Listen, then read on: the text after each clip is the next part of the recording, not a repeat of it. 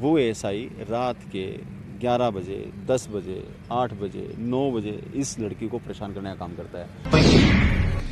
तो उसके बाद कहा उन्होंने कि मेरे पास कोई ऐसी वीडियो भेजो जिससे मैं संतुष्ट हो जाऊं। जब रक्षक ही भक्षक बनेगा तो कैसे बर्दाश्त होगा। इन्होंने मेरे को कहा कि मैंने आपका मुकदमा दर्ज करवा दिया, उस लड़की की अरेस्टिंग करवा देंगे, तो आप मेरे को पार्टी क्या दोगे। मांग उठाते हैं कि ऐसे अधिकारियों को पुलिस प्रशासन में रहने का कोई मतलब नहीं है कि आप वकील के साथ सो जाओ, हमें कोई मतलब नहीं है।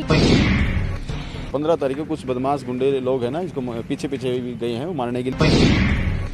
पुलिस वालों का काम होता है पब्लिक की रक्षा करना, पर यहाँ कोई रक्षा नहीं हो रही है। बोला मुझे कुछ ऐसी वीडियो चाहिए जिससे मैं संतुष्ट हो जाऊं। कुल डर लगता है क्योंकि वो एएसआई है, कुछ भी कर सकते हैं। नमस्कार, सिटी बिग न्यूज देख रहे हैं आप। एक बड़ा ही दिल दहला देने वाला मामला सामने आया है। यहाँ पर हिसार कोर्ट के अंदर मौजूद हूँ और पता चला है कि एक रक्षक ही भक्षक बन गया। एक लड़की यहाँ पर मिली है, उसका आरोप है कि एक एएसआई है मंगाली चौकी के, उन्होंने उस लड़की का शोषण करने की कोशिश की है।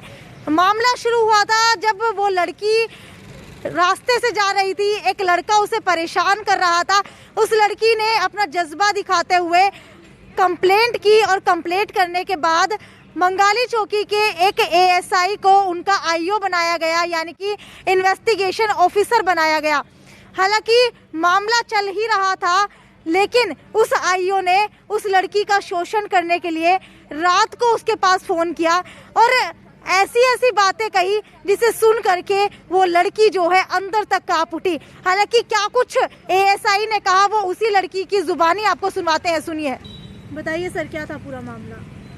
मामला ये था मैडम, धन्यवाद करता हूँ आप लोगों का। पहले तो मैं सबसे पहले तो मामला ये था कि कोई गुड़िया है और इसके साथ में कोई लड़का काफ़ी दिनों से परेशान कर रहा था, मतलब जीना आराम कर दिया। कॉल करके, वीडियो कॉल करके, पीछा करके कहीं जाना है। उसके बाद में इन्होंने एक एप्लीकेशन दर्ज करवाई। एप्लीकेशन दर्ज करवाने के बाद में हुआ क्या कि एक एएसआई के पास में केस आता है। एएसआई के पास में केस जाने के बाद में होता क्या है कि वो एएसआई रात के 11 बजे, 10 बजे, 8 बजे, 9 बजे इस लड़की को परेशान करने का काम करता है। और परेशान भी मतलब डिस्कशन भी कुछ ऐसा कि भाई मेरे को कुछ ऐसी चीज़ें दो ताकि जिससे मैं सेटिस्फाइड हो जाऊं। आपके पास कुछ ऑडियो हैं, कुछ वीडियो हैं। ये लड़की बोलती है कि मेरे पास कोई वीडियो नहीं सर, मैं ना धार्मिक वीडियो मेरे पास में, ना कोई ऐसी वीडियो, मैं नहीं छोड़ती वीडियो सर। बोला मुझे कुछ ऐसी वीडियो चाहिए जिससे मैं संतुष्ट हो जाऊँ। यानी कि मेरे को पार्टी कब दोगी, तुम्हारे वकील ने काम ठीक से नहीं किया, अगर तुम मेरे पास आती डायरेक्ट में तो मैं बहुत अच्छा काम करता आपका ये। और उस अगर पुलिस अधिकारी की उम्र देखो तो बहुत ज़्यादा उम्र है उस पर, पुलिस अधिकारी की बहुत ज़्यादा, यानी कि रिटायरमेंट पे बैठा हुआ पुलिस अधिकारी। और ऐसा अगर मानना हमारा है कि अगर पुलिस अधिकारी ही महिलाओं का इस तरह से मानसिक रूप से परेशान करेंगे और शोषण करने की कोशिश करेंगे तो कैसे बर्दाश्त होगा। जब रक्षक ही भक्षक बनेगा तो कैसे बर्दाश्त होगा। ये कतई हम भीम आर्मी के जो लोग हैं ना, कतई बर्दाश्त करने वाले लोग नहीं है। अब ये मामला हमारे पास में आया तो हमने तुरंत प्रभाव से इसके ऊपर संज्ञान लिया। संज्ञान लेने के बाद आज डीआईजी महोदय से मिले। डीआईजी महोदय ने बहुत ही आदर मान सम्मान से इनको सुना और कहा कि 5 दिन का टाइम है आपके पास में, हमारे पास में 5 दिन के टाइम में हम इनके साथ में जो उचित कार्रवाई है वो उचित कार्रवाई इनके पास होगी। अब डीआईजी महोदय का हम बहुत आदर मान सम्मान करते हैं और ऐसा अधिकारी जो अपनी बातों पे खरा उतरता है वो डीआईजी राणा है। और हम अपनी ओर से भीम आर्मी की टीम की तरफ से पूर्व ये मांग उठाते हैं कि ऐसे अधिकारियों को पुलिस प्रशासन में रहने का कोई मतलब नहीं है। अगर महिलाओं के साथ में इस तरह से अत्याचार होगा, शोषण होगा तो कैसे बर्दाश्त किया जाएगा। भीम आर्मी के जो लोग हैं, जो महिलाओं का सम्मान, महिलाओं को बराबरी का अधिकार, महिलाओं को आगे लेके आने का काम ये भीम आर्मी के लोग करते हैं। भीम आर्मी ये नहीं कि किसी को नीचा छोड़ देगा, नहीं। अगर हमारी बहनों के साथ में ऐसा होगा तो कतई बर्दाश्त नहीं होगा। ऐसे चाहे वो कोई एसपी हो, चाहे डीएसपी हो, चाहे एसआई हो, चाहे कांस्टेबल हो, हम बर्दाश्त करने वाले नहीं हैं। हमारी मांग ये है कि तुरंत प्रभाव से उसके ऊपर एक्शन लेके पर्चा दर्ज करके उसके ऊपर कार्रवाई हो। ठीक है, पीड़ित महिला भी हमारे साथ मौजूद है। आपकी उम्र कितनी है और ये वाकया शुरू कहाँ से हुआ था? मेरी एज 21 साल है और ये 7 नवंबर की बात है। 7 नवंबर को इनका रात को जैसे फ़ोन आता है, इनसे बातचीत होती है। 8 नवंबर को ये हमारे घर के पास एक शुरुआत से बताइए, शुरुआत में आपके साथ क्या हुआ था? किस लड़के ने छेड़छाड़ की थी और कहाँ आपने कंप्लेंट की थी?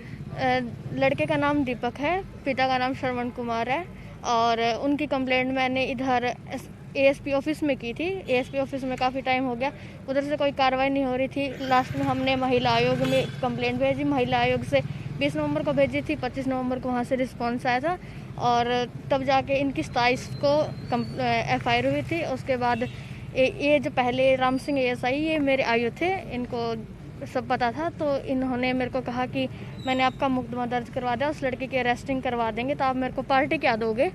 तो उन्होंने इस टाइप से पार्टी की मांग की। मैंने कहा सर पार्टी तो क्या देते हैं, जैसे मिठाई वगैरह खिला देंगे। उन्होंने कहा नहीं मेरे को वो पार्टी नहीं चाहिए, मेरे को बिना पैसों वाली पार्टी चाहिए। मैंने कहा पैसे नहीं मेरे पास, उनको बिना पैसों वाली पार्टी चाहिए मेरे को।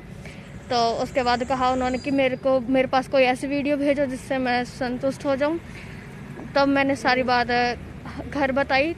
उसके बाद 8 तारीख को हमारे पड़ोस में एक चोरी हो गई थी, उधर मामले की जांच के लिए आए थे। तो इन्होंने कहा आपने पार्टी तो हमें दी नहीं है और आप हमें 2000 रुपये दे दो, हम पार्टी अपने आप ही कर लेंगे। उसके बाद हमने 12 तारीख को इनकी कंप्लेंट दी थी, जिस पे अभी तक कोई कार्रवाई नहीं हुई। तो ASI की तरफ से आपको जो है परेशान कैसे किया गया? बार बार फ़ोन किए जा रहे थे। क्या कह रहे थे वो? जी यही बात कि आप हमारे साथ ये कर लो वो कर लो, आप वकील के साथ, वकील अच्छा नहीं है, वो वकील नहीं है, उसको मैंने पीटा हुआ है, ये है कि आप वकील के साथ सो जाओ, हमें कोई मतलब नहीं है, ये है। इस टाइप से उन्होंने काफ़ी बातें कही मेरे को। तो उनकी बातों से क्या आपको लगा कि कहीं ना कहीं आपका शोषण हो रहा है? जी मैडम, तभी मैंने उनकी कंप्लेंट दी, अदरवाइज कंप्लेंट देने नहीं देते। ठीक है, आप कितने टाइम से चल रहा है? 7 नवंबर की बात है सर। 7 नवंबर की बात है और इसके ऊपर अभी तक कोई कार्रवाई नहीं हुई है। ये राजवीर सैनी DSP महोदय से मिले थे और उन्होंने भी कहा था, 31 तारीख को मिले थे, कि उन्होंने भी कहा था कि भाई हम इसके ऊपर कार्रवाई करेंगे और हम इसको बिल्कुल लात मार के बाहर निकालेंगे। ऐसे अधिकारी का यहाँ पे होने का मतलब ही नहीं है। उसके बाद भी कोई कार्रवाई नहीं हुई। इसके बाद भी एक्शन लेना पड़ा हम लोगों को, DIG महोदय से इसलिए मिलना पड़ा। इसके साथ साथ में 15 तारीख को एक घटना इनके साथ और हुई है। 15 तारीख को कुछ बदमाश गुंडे लोग हैं ना, इसको पीछे भी गए हैं वो मारने के लिए भी, और कहा कि FIR वापस लो, FIR नहीं करनी है, हम ये कर देंगे वो कर देंगे। तो ऐसी मानसिकता में कोई भी बच्ची 21 साल जिसकी उम्र है वो कैसे, मतलब हाउ कैन बी पॉसिबल कि वो सर्वाइव करेगी? वो मेंटली इतनी परेशान है। ये एजुकेटेड लड़की है, पढ़ाई कर रही है, तो हाउ, मुझे कोई भी आप ही बताओ, आप एक महिला पत्रकार, अगर आपके साथ में ऐसी बातें होगी तो क्या आप अपने काम पे फोकस कर पाएंगी? नहीं होगा जी, डेफिनेटली नहीं होगा। तो हमारी यही मांग है कि इसके साथ में अगर ऐसी जाति हो रही है, ऐसी परेशानी हो रही है, तो इसके ऊपर तुरंत प्रभाव से कार्रवाई हो। Thank you. सबसे पहले तो इस महिला को सैल्यूट करना चाहूंगी कि इस महिला ने आगे आकर के अपनी आवाज उठाई है, क्योंकि हमारे देश के अंदर कितनी महिलाएं होती हैं जिनके साथ शोषण होता है, लेकिन वो आकर के आवाज नहीं उठाती है, किसी ना किसी डर से। किसी को परिवार का डर होता है तो किसी को समाज का डर होता है, लेकिन ये वो महिला है। मैं कहना चाहूंगी कि ये महिला जो है इतनी चुनौतीपूर्ण तरीके से यहाँ पर लड़ाई लड़ रही है, क्योंकि किसी आम इंसान के खिलाफ छेड़छाड़ का मामला दर्ज कराने के अंदर ही एक लड़की झिझक जाती है, लेकिन जब बात आती है ASI की, यानी कि पुलिस का ही कोई अधिकारी हो जिसके खिलाफ मामला दर्ज कराना हो, तो बहुत ही बड़ी बात होती है। क्या आपको कहीं ना कहीं झिझक महसूस नहीं हुई कि अगर आपने ASI के बारे के अंदर अगर कुछ बोला या फिर मामला दर्ज करवाया तो कहीं बात आपके ऊपर दोबारा उल्टी ना पड़ जाए? जी मैम, बिल्कुल डर लगता है, क्योंकि वो ASI है, कुछ भी कर सकते हैं। कल को कुछ भी और भी कोई मामला होगा तो वो हमें ही फंसाएंगे आगे। और वैसे सेफ्टी का बहुत डर लगता था, भाई पुलिस वाला क्या पता कब क्या करवा दे। तो इस कारण घर से भी मैं बाहर नहीं, कि काफ़ी टाइम हो गया मेरे को घर रह रही हूँ, मैं मानसिक रूप से बहुत परेशान हूँ मैम। अच्छा ये बताइए, जब आपके पीछे कुछ लड़के आ रहे थे तो वो ASI के ऊपर मामला दर्ज कराने से पहले की बात है या फिर बाद की बात है? बाद की बात है मैम। 7 तारीख को उनकी करवाई थी और 15 तारीख को लड़के आए थे। उस लड़के का नाम दीपक है और फादर नेम श्रवण कुमार है। दूसरा लड़का सचिन, जिसका फादर नेम सुभाष है, और 3-4 लड़के और थे जिनको मैं रात को पहचान नहीं पाई थी। हम शादी से आ रहे थे और रास्ते में हमारे घर के बाहर उन्होंने हमारा रास्ता रोका और हमें कहा कि आपने मुकदमा दर्ज क्यों करवाया है और आप अपनी कंप्लेंट को वापस ले लो। ठीक है, कौन से थाने के अंदर वो ASI है? मंगाली चौकी के अंदर। क्या आप मानती है कि एक रक्षक ही भक्षक बन गया? जी बिल्कुल, पुलिस वालों का काम होता है पब्लिक की रक्षा करना, पर यहाँ कोई रक्षा नहीं हो रही है, उल्टा हमें ही हमारा ही शोषण किया जा रहा है उनके द्वारा। बिल्कुल, आपको बता देती हूँ कि हमारे देश के अंदर ना जाने कितने ऐसे केस होते हैं जिसके अंदर एक महिला किसी भी पुलिस अधिकारी के पास जाती है न्याय मांगने के लिए, लेकिन वो न्याय देने के अलावा आपको बता देते हैं कि कहीं ना कहीं जो है दरिंदगी के ऊपर उतर आते हैं, कुछ शोषण करने की कोशिश करते हैं, जिसकी वजह से महिलाएं घर के अंदर दुबक के बैठना ज़्यादा पसंद करती हैं। आपको क्या लगता है कि ASI को क्या सज़ा होनी चाहिए, और ASI ने जो गुस्ताखी की है ये शोषण करने की, उससे आप लोगों को क्या सीखने को मिला है और इस महिला के जज्बे को कितना सलाम करना चाहेंगे ये मुझे नीचे कमेंट सेक्शन के अंदर लिख करके बताइए। तब तक ज़्यादा से ज़्यादा शेयर करते रहिए ताकि इस 21 साल की लड़की को न्याय मिल सके, क्योंकि हमारे देश के अंदर बहुत सारी लड़कियों को न्याय नहीं मिल पाता सिर्फ इसी वजह से। ये थी सिटी बिग न्यूज़ की रिपोर्ट। ज़्यादा से ज़्यादा शेयर करें। नमस्कार।